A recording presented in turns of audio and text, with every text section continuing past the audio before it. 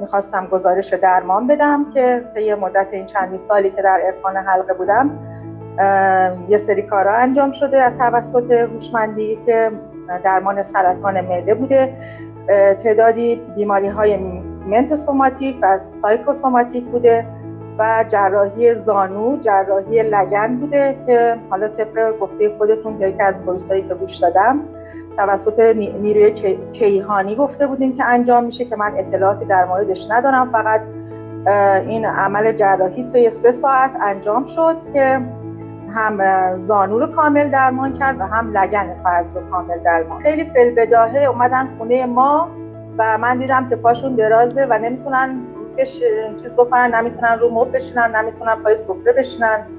دیدم پاش مشکل داره. تا که ارتباطش دادم از همون لحظه شروع شد. به مدت 3 ساعت اول با حرکات پا شروع شد که روی کشکک زانو عمل جراحی انجام دادم و خیلی دردناک بود که صداشون بلند میشد و بعد روی لگن بودن و به خواب رفتن و بعد از اینکه از خواب بیدار شد و هم لگنشون و هم کشکک زانوشون به طور معجزه آسایی خوب شده بود و واقعا هر روز در این راه ما داریم معجزه در معجزه در معجزه. ممنون از شما، ممنون از هوشمندی و از خدا، از هوشمندی.